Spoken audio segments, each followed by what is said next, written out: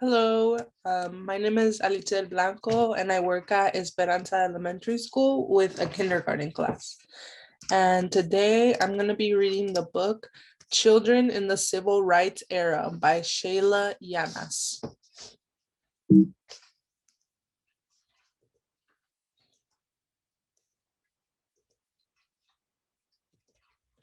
Chapter 1, Time for Change. In 1865, the U.S. government passed the 13th Amendment to the U.S. Constitution, ending slavery in the United States. Racial discrimination, however, did not end. In 1896, a court case provided a legal basis for segregation. Plessy versus Ferguson stated that Black and white train passengers had to ride in separate cars. The law allowed businesses to separate people based on race. Its slogan was separate but equal. And this past image was citizens in Atlanta, Georgia, marching in protest of segregation in 1960. Above, there's an image of Jim Crow laws which segregated waiting rooms, restaurants, and movie theaters. It says, states across the country created laws that called for segregation in public places. In time, these laws came to be known as Jim Crow laws. Black people were banned from many stores, parks, swimming pools, and public bathrooms. Black and white children attended different schools. By the 1950s, Jim Crow laws affected nearly every part of public life. As a result, Black people had less access than white people to good jobs, schools, and homes. They also faced barriers in exercising their right to vote. Election officials often tried to prevent Black people from voting. They made the application process harder for them. High poll taxes and difficult literacy tests disqualified many Black people from voting. Challenging racism was dangerous. Black people could be arrested, beaten, or killed for disobeying Jim Crow laws. White supremacy groups such as the Ku Klux Klan used violence to scare people into silence. By the 1950s, the time for change had come. Membership of the NAACP had increased in the 1940s. Church and social organizations formed. Adults and young people stood up for their civil rights. They risked losing their homes, families, and lives. As Black people joined together, the demand for civil rights became a movement. That was an image of Linda Brown, who was one of the most important, who was a part of one of the most important civil rights cases in the US history. Chapter 2, A Long Way to Go. In 1950, 8-year-old Linda Brown walked by herself to Monroe Elementary School in Topeka, Kansas. She had to cut through a railroad yard, cross a busy street, and catch a bus. In all, the trip took more than an hour. Linda made the long walk to school every day, even through rain and snow. Another school, Sumner Elementary, was only 4 blocks from Linda's home. However, because Linda was Black, she was not allowed to go there. Only white children attended Sumner. Topeka's elementary school was racially segregated. Based on the 1896 Supreme Court decision of Plessy versus Ferguson, many school boards across the United States separated Black and white students. Linda's parents wanted the right to choose which school their children could attend. When Linda was in the 3rd grade, her parents enrolled her at Sumner. The all-white school denied the application. Other Black families experienced the same situation. The Browns and 12 other families sued the school board. The case, Oliver Brown et al. Versus Board of Education Topeka, went before the U.S. Supreme Court in 1952. Linda went to the courthouse for the hearing. The Browns' lawyers argued against the 1896 ruling. They explained that separate schools were not all equal. White schools often had more funding, newer books, and less crowded rooms. This put Black students at a disadvantage. As a result, a higher percentage of white students than Black students graduated from high school. The Browns' lawyers said segregation violated the 14th Amendment of the U.S. Constitution. This amendment gives all U.S. citizens equal protection under law. And up above the image is of Linda Brown, who is the 3rd one from the left, the one in the middle, and other children which were involved in the Brown versus Board of Education case. This is Linda Brown. After 4 years, the Supreme Court decided on the Browns case. Linda was 11 years old when the case ended. On May 17, 1954, her mother was ironing when she heard the news on the radio. The Supreme Court was unanimous. Segregation was unconstitutional. Schools had to desegregate. Brown versus Board of Education was a landmark case. It overturned the Plessy versus Ferguson ruling. To celebrate, Linda and her father walked hand in hand to Sumner. As her father spoke with the principal, the tone of her father's voice started to change. Linda knew something was wrong. She would not be allowed to attend Sumner after all. The school refused to desegregate. Segregationists in southern states, led by southern U.S. senators, opposed the new ruling. By 1958, not one white school in the states of Virginia, Alabama, Mississippi, Georgia, Florida, or South Carolina had admitted a Black student. It took most schools more than 10 years to desegregate. The Browns family's fight for Linda's civil rights was not over. They still had a long way to go. And right here below is a chart which shows school segregation through the years. It says segregation policies are now illegal, but schools today still struggle to desegregate. On the left, it says percentages of Black students attending majority white schools, and on the bottom, it's the years. Right here, it's an image of before 1956, many US states enforced racial segregation laws on city buses. And this is a bus. It says chapter 3, empty buses. Gwendolyn Patton was born in Detroit, Michigan in 1943. Growing up, she often visited her mother in Montgomery, Alabama. Gwen loved to ride the local bus around town with her cousins. They would ride to the end of the route and back, but they always had to sit in the back of the bus. Gwen's grandmother made sitting in the back sound fun. One day, when Gwen was 9 years old, she got off the bus in downtown Montgomery to get ice cream. At the dinner, a clerk insulted her using a racial slur and ordered her not to sit down. In response, Gwen poured her cup of water on the counter and walked out of the diner. Afterwards, Gwen's grandmother explained segregation to her. Black people paid the same bus fare as whites, she told Gwen, but they had to sit or stand in the back. They could buy food in a diner, but they could not sit down to eat. Gwen was stunned. She hadn't realized that she was being treated as inferior based on her skin color. She began to think deeply about society's inequalities. 3 years later, Rosa Parks was arrested for refusing to give her bus seat to a white passenger. In response, friends and families formed the Montgomery Improvement Association and organized a bus boycott. On December 5th, 1955, buses drove through the city like they normally did, but this time Black people stayed off the buses. Young Gwen was thrilled. She was hopeful that the bus boycott would succeed. Above, right here, is an image of a police officer who's taking the fingerprints of Rosa Parks in 1956 when she was arrested for a second time. Continuing with the text, it says, the boycott continued for more than a year. Nearly 50,000 Black people refused to ride buses. They demanded equal seating and courteous treatment from drivers. Instead of riding the bus, adults walked to work and children walked to school.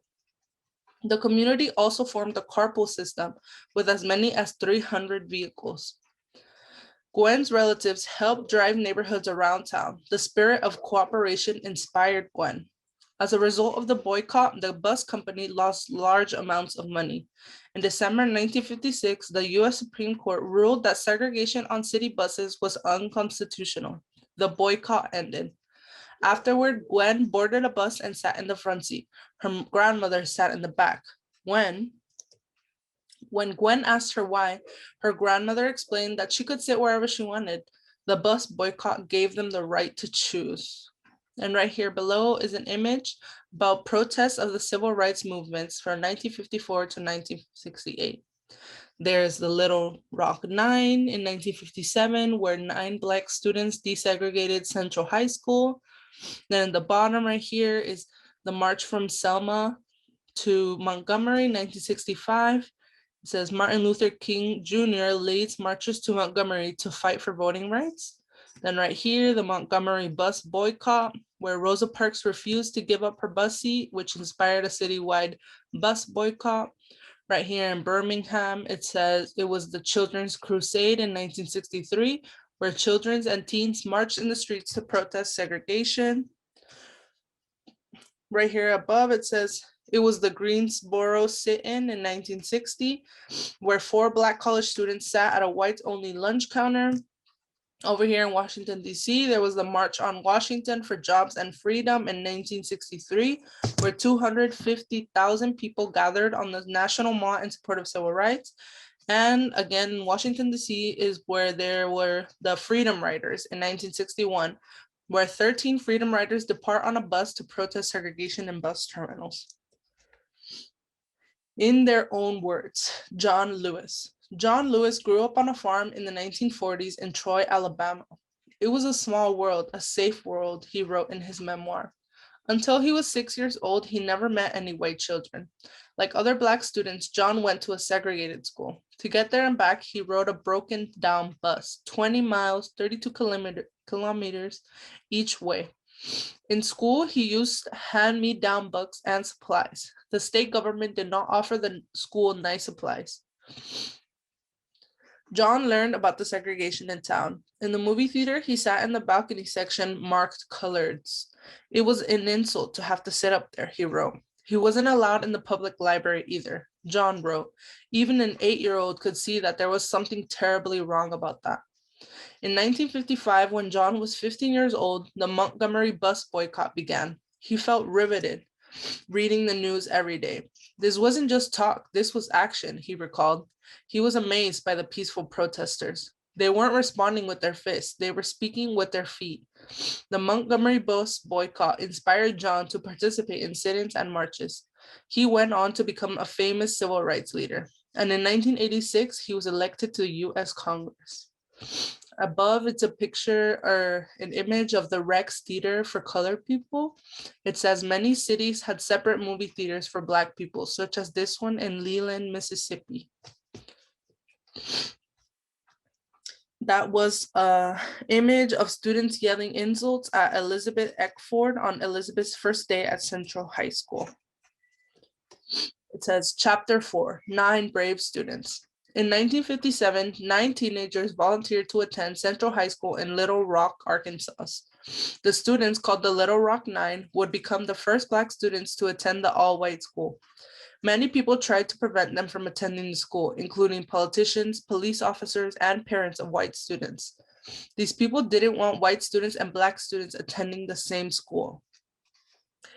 The night before the students' first day, 15-year-old Elizabeth Eckford was nervous and excited. According to the news, the state's governor had ordered the Arkansas National Guard to the school. Elizabeth was glad. She thought the soldiers would protect the Little Rock Nine. However, she was unaware that the students' meeting place had changed. Her family didn't have a phone, so she never got the message. The next morning, Elizabeth got off the bus at Central High and stepped alone into a crowd of protesters. An angry mob surrounded her, yelling insults. A woman spat on her. National Guard soldiers lined the school entrance. When Elizabeth walked to the door, they blocked her with their rifles. Elizabeth struggled back to the bus stop, terrified and crying. The other 8 students were also unable to enter the school. Above is an image of the students of Little Rock 9 walking toward the escort cars one morning before school. These are the soldiers, and then here are the students. It says, for 3 weeks, the 9 students were barred from entering the school. The story made national news. Finally, President Dwight D. Eisenhower ordered federal troops to protect the Little Rock 9's civil rights. Members of the U.S. Army picked up the students at home, escorted them to school, and walked them to classes. It says 16-year-old Ernest Green was the only senior in the Little Rock Nine. The school banned Ernest along with the other 8 students from participating in football, marching band, school play, and prom. Many classmates ignored him. Others bullied and threatened him. They tripped Ernest, spilled food on him, stole his books. At home, he received death threats from anonymous callers. Still, Ernest refused to turn to violence. Instead, he fought back by staying in school and studying hard. It says, think about it. Ernest faced hatred, violence, and discrimination at Central High School. Why do you think he continued to attend the school? At Ernest's graduation ceremony, the white students ahead of Ernest received their diplomas to loud applause. When Ernest crossed the platform to accept his diploma, the auditorium fell quiet. However, Ernest still had support. Civil rights leaders MLK Jr. sat in the audience with Ernest's family. King had come to see this historic moment. And right here above is an image of Ernest Green, who was the first Black student to graduate from Little Rock Central High School. In their own words, Ruby Bridges. In 1960, 6-year-old Ruby Bridges desegregated William Frantz Public School in New Orleans, Louisiana. She was in first grade. On her first day, U.S. federal marshals protected Ruby as she passed through a crowd of angry white segregationists. When Ruby arrived at school, her classroom was empty.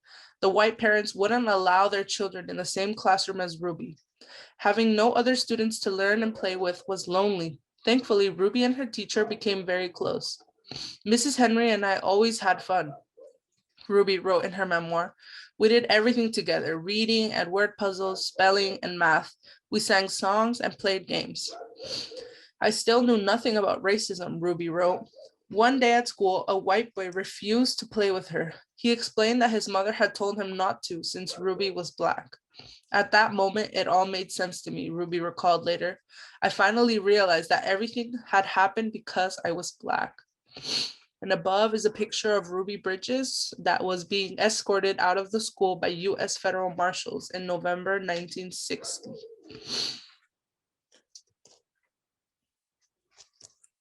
Over there, it was a picture of Marilyn Looper on the right and her friends who worked to desegregate Oklahoma City. So here is her and her friends. Chapter 5. I'm gonna take a sip of water.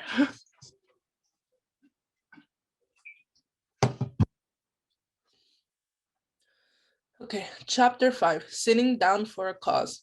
Marilyn Looper grew up in Oklahoma City, Oklahoma, when Jim Crow laws were in effect. Segregation was the only way of life she knew. Then, in 1957, when Marilyn was 8 years old, she visited New York City with her local NAACP Youth Council. New York had its own segregation practices. However, at restaurants, Marilyn's group was allowed to sit down and eat. Marilyn drank from the same water fountains as white people. She also stayed in a hotel. Life for Black people in Oklahoma City was different than in New York. In her hometown, Marilyn could buy a dress, but she was not allowed to try it on in the store. In diners, she could order food, but she could not sit down to eat. After visiting New York City, Marilyn questioned these rules. She now knew what desegregation could be like. Back in Oklahoma, Marilyn hoped for change. She wanted to order a soda and a hamburger at a diner and actually sit down to eat. One day in a youth council meeting, she suggested going to Kat's drugstore, sitting at the lunch counter and asking to be served. She knew this was an act of civil disobedience. A total of 12 others, ranging in ages from 7 to 15, agreed to join her. And right here above is a picture in 2008 where Marilyn and her mother visited a museum exhibit that recounts their sit-ins. It says Marilyn's mother, Clara Looper, was a teacher and activist. She taught the children how to protest nonviolently. Marilyn practiced responding to disrespect with kindness. If someone tried to hurt her, she learned to curl up or cover her face. Each child committed to nonviolence. The children could protect themselves, but they could not strike back. It says on the afternoon of August 19th, 1958, Marilyn, her mother, and 12 others entered Kat's drugstore. They took seats at the lunch counter and ordered sodas. As they expected, the waitress refused to serve them. One person splashed coffee in Marilyn's face. Marilyn showed no reaction, but she was shocked that an adult could be so mean. Their children stayed at the counter until closing time. Marilyn's first sit-in was a success. The next day, the children returned to Kat's and received service at the counter. But the group protesting didn't end there. There's a note. It says, think about it. Though it took a long time, Maryland helped desegregate many restaurants. Why do you think the sit-ins were successful? And then it says, continuing with the text, it says, Maryland and the others continued their sit-ins until every restaurant and diner in downtown Oklahoma City agreed to desegregate. It took 4 years to achieve their goal. Up above is a picture of college student Dorothy Bell that's protesting at a lunch counter in Birmingham, Alabama. Continuing with the text, it says, 18 months later, 4 Black college students sat down at a Woolworth's lunch counter in Greensboro, North Carolina. They were known as the Greensboro Four. This time, the students' actions received national attention and sparked similar sit-ins around the country.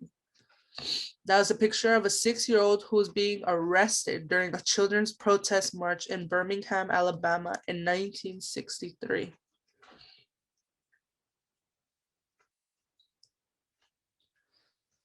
Says chapter 6, the youngest marchers. In 1963, Birmingham, Alabama was known as the most segregated city in the country. That year, the fight for racial equality in Birmingham intensified. Black activists boycotted stores, staged sit-ins, and marched in the streets.